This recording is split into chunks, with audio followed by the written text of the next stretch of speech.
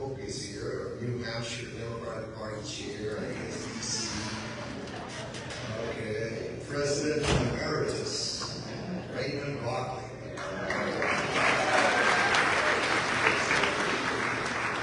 I'm my friend and local Democratic Party Chairman.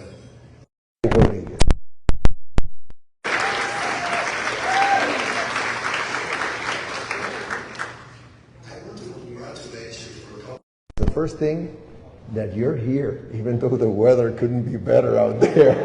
So that says something. Party and the work of this organization. Anyway, I also want to congratulate all of you for your hard work in connection to the midterm elections, keeping control of the Senate and barely accomplishing the same in the House of Representatives was no small feat. I know from experience that the brunt of the electoral work is done at the state level. And our Democratic Party got those results, you got those results against great odds and expectations. So I thank Congress and now Governor of Puerto Rico. I have been active in the Democratic Party for many years.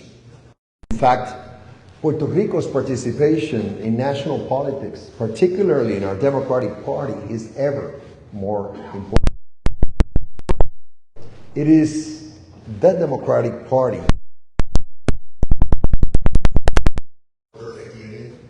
defends the civil rights of all of its citizens. Let me highlight at the outset the incredible support that Puerto Rico has been getting from the Biden-Harris administration. For several years, Puerto Rico faced discriminatory reimbursement of federal disaster funding imposed by the Trump administration. The change has been dramatic, a 180-degree difference. I am personally lucky to serve as governor since January 2021. My administration serves at the same time as the Biden administration. So I say this on behalf of the people of Puerto Rico. That's a blessing. As a result of a new collaborative approach by the Biden-Harris administration, our infrastructure renovation is well underway. And we're in the midst of a construction boom, the likes of which our island has never seen. Key federal officials now visit the island frequently, including Secretary of Education Miguel Cardona. Actually, Cardona is of Puerto Rican descent. Secretary of Housing and Urban Development, my former colleague and friend, Marcia Fudge. Secretary of Energy and former Governor, Jennifer Granholm. And FEMA Administrator Deanne Crispo, among others. They keep coming. SDA administration just recently, they're visiting Puerto Rico like we've never seen before. As a matter of fact, yesterday I returned from Washington, D.C., where I participated in a 2-day joint working session at the White House titled the Puerto Rico Economic Dialogue, led by Undersecretary of Commerce Don Graves and Senior Advisor to the President Julie Chavez Rodriguez. The Puerto Rico Economic Dialogue engaged top officials from 17 federal agencies, along with our local government counterparts, in seeking to promote Puerto Rico's long-term recovery and growth potential. I also communicate constantly with senior officials at the White House and members of Congress, regularly participate in NGA and DGA events, and travel to our federal capital on a monthly basis to advance our agenda and keep our needs high on the federal government's priorities. This has resulted in Puerto Rico being included in all major pandemic recovery programs and receiving equal treatment in key initiatives of the Biden-Harris administration, such as the Build Back Better legislation, the Bipartisan Infrastructure Bill, and the Inflation Reduction Act. The reality is that when we're treated equally, we stand out at the national level. as we did with COVID vaccination, becoming one of the highest vaccinated jurisdictions in the U.S., as well as in the strategic and agile use of ARPA funding. Actually, we have been recognized as one of the jurisdictions whose economy has best recovered from the pandemic. Right now, even accounting for inflation, in Puerto Rico, all economic indicators are growing. Businesses are expanding, tourism has grown in record numbers, and tax collections are rising consistently. Additionally, with an increase in the local minimum wage and the impact of this Congress's inclusion of Puerto Rican families in the child tax credit program and the federal funding allocated to increase our local earned income tax credit program, the poverty rate on the island has decreased by 2% this last year and is expected to decrease by 7% by next year.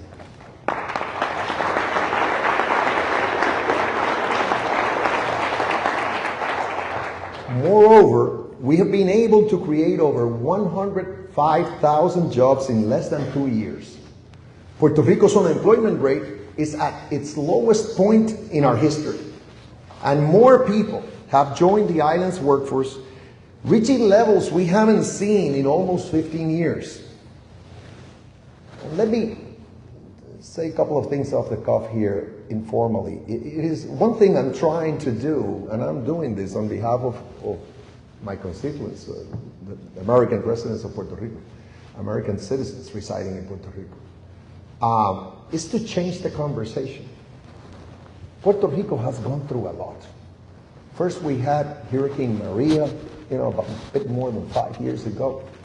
Terrible hurricane. Then our government got insolvent, ended up going through a bankruptcy process, which actually ended recently. Congress had to create an oversight board to oversee the government of Puerto Rico, which is quite embarrassing. And it's something I cannot wait to kind of go away. There will be a time when they'll move on. We ended up having earthquakes in the south of Puerto Rico. This was early 2020. Then the pandemic that hit the nation at large, the world. And most recently, another hurricane. It wasn't like Maria, but it brought a lot of rain and caused a lot of damage as well. So it's been a lot. Yet, our people, they've been very resilient. We got a lot of assistance, yes, from the federal government, from NGOs, from the states. People came to Puerto Rico, and I appreciate all of that. But now, for 2 years, pretty much, in a row, coinciding again with the start of the Biden administration and my administration, there's a new day. It's a new era of progress. It's undeniable. It's undeniable.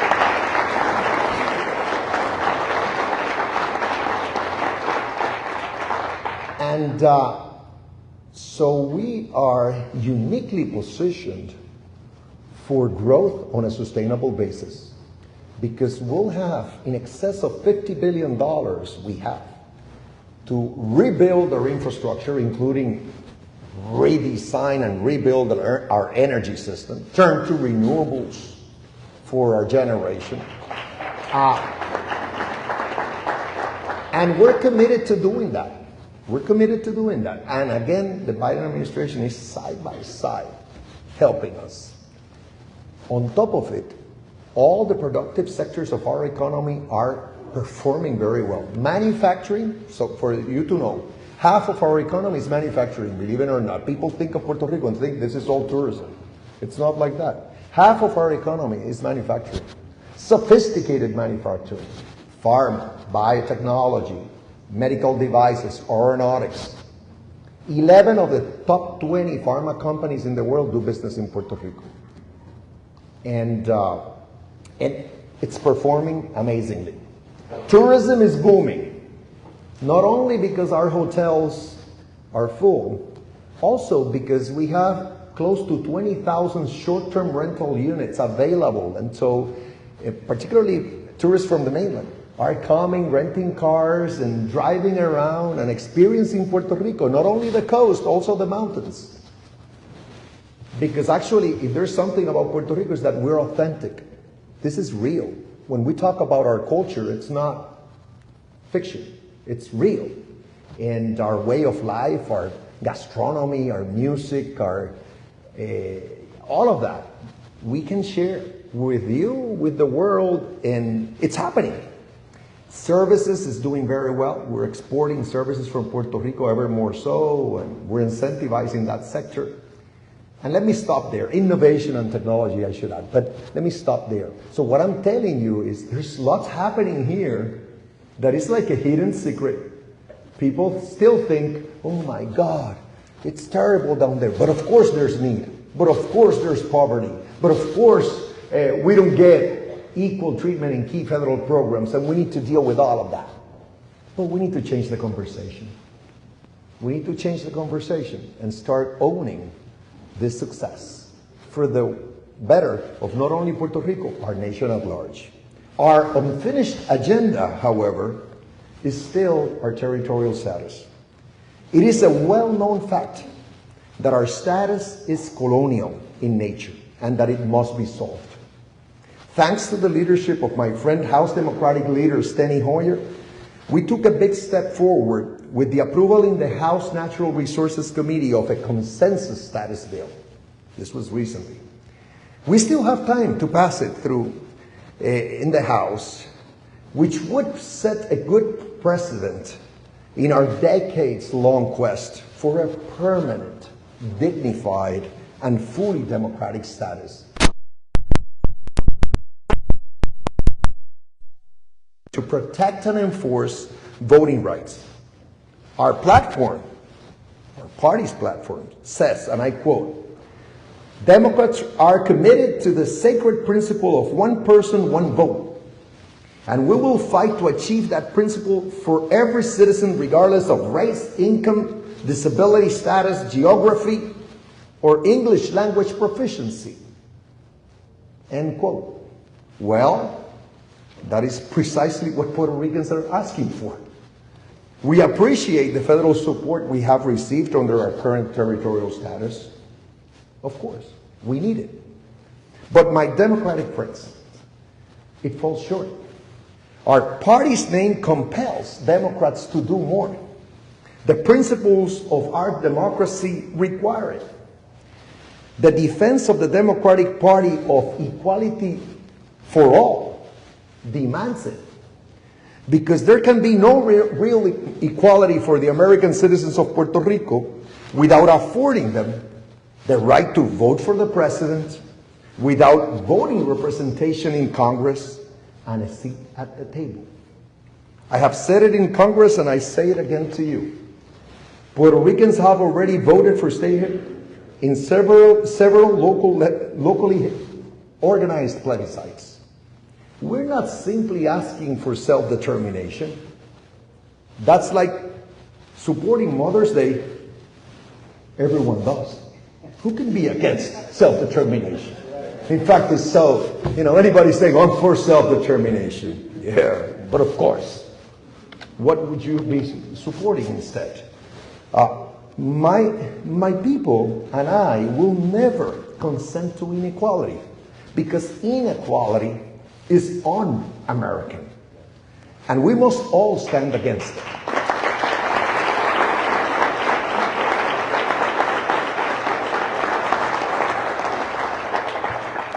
And I should say that I am for easy statehood as well.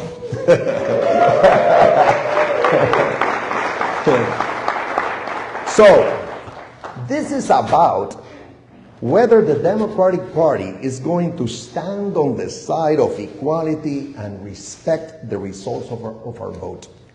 I stand in front of you today, speaking on behalf of the American citizens of Puerto Rico. We don't ask for special treatment. We ask for equality. And we count on you to stand by us until we achieve it. All very much. Enjoy Puerto Rico.